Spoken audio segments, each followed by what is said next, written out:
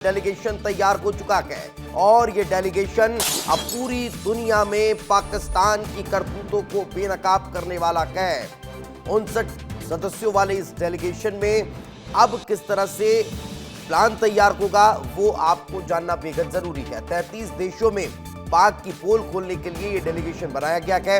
इसमें 51 सांसद, नेता और 8 राजदूत शामिल किए गए हैं।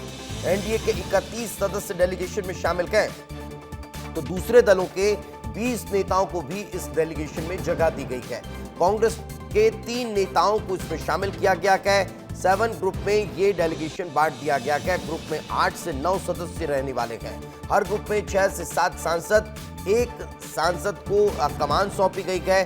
थरूर को अमेरिका जाने वाले ग्रुप की कमान सौंपी गई है। तो कांग्रेस के भी इस डेलीगेशन में सदस्य हैं, सांसद हैं और अब ये पूरा डेलीगेशन जो है वो 33 देशों में जाने वाला है। 59 सदस्यों वाला ये डेलीगेशन है। इसमें अलग अलग 7 ग्रुप बनाए गए हैं और ये 7 ग्रुप अलग अलग देशों में जाएंगे और पाकिस्तान की करतूतों को उजागर करने वाले हैं। तो चलिए डेलीगेशन के बारे में आपको बता देते हैं और किस तरह डेलीगेशन का रुख रहने वाला है, जरा वो जान लीजिए। ग्रुप 1 सऊदी अरब, कुवैत और बहरीन के अलावा अल्जीरिया भी ये ग्रुप जाने वाला है। ग्रुप 2 कहाँ जाने वाला है? यूके, फ्रांस, जर्मनी के अलावा ईयू, इटली और डेनमार्क जाएगा। Group 3 Indonesia, Malaysia, south Korea और जापान के अलावा सिंगापुर जाने वाला है। ग्रुप 4 के जो मेंबर्स हैं वो संयुक्त अरब अमीरात, लाइबेरिया, कांगो और सिएरा लियोन के लिए भी रवाना होने वाले हैं। ग्रुप 5 के जो लोग हैं वो यूएसए, पनामा, गुयान, ब्राजील और कोलंबिया जाने वाले हैं। ग्रुप 6 के जो लोग हैं स्पेन, ग्रीस, सल्वोरिया और लातविया के अलावा रूस का दौरा करने वाले हैं। ग्रुप 7 के जो लोग हैं वो मिस्र, कतर के अलावा दक्षिण अफ्रीका भी पहुंचने वाले हैं और यहां पहुंचकर वे पाकिस्तान की करतूतों को बेनकाब करने वाले हैं। इसी से एक और बड़ी खबर आपको बता रखे हैं। भारत के डेलीगेशन वाले फैसले से पाक डर चुका है। पाकिस्तान भी विदेश अपना डेलीगेशन भेजने वाला है। ये बड़ी खबर निकलकर सामने आ रही है। बिलावल भुट्टो के नेतृत्व में यह डेलीगेशन जाएगा। अमेरिका, ब्रिटेन, फ्रांस का दौरा टीम करने वाली है। भारत की नकल अब पाकिस्तान भी करता हुआ नजर आने वाला है और विदेश अपने डेलीगेशन को भेजेगा। तो ये बड़ी और महत्वपूर्ण खबर।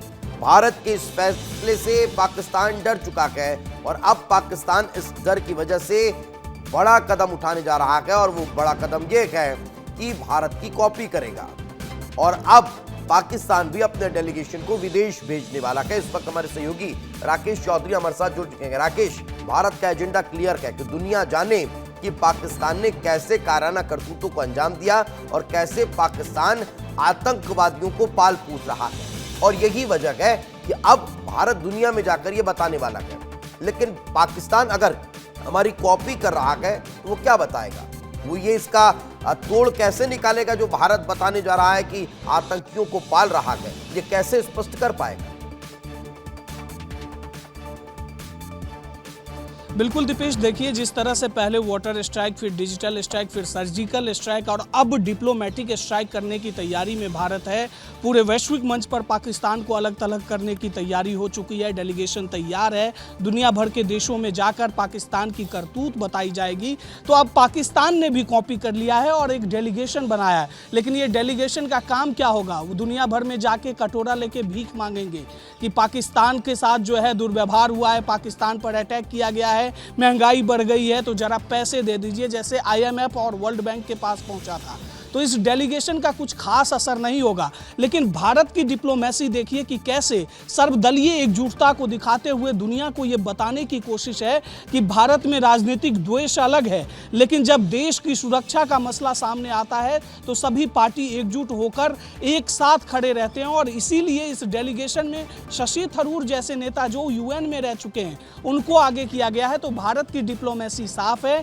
दुनिया भर में जाकर पाकिस्तान के बारे में बताना है, पाकिस्तान पाकिस्तान को कैसे पनाह दिया जा रहा है, आतंकवाद को कैसे वहां प्रेम किया जा रहा है, इस बात को दुनिया के सामने रखकर भारत एक एज ले सकता है। और इसका असर यह होगा कि FATF में और IMF में जो कटोरा लेके पाकिस्तान बार बार पहुंच जाता है, उस पे आर्थिकता के अनुसार जो है अंकुश लगाने की अब जरूरत है।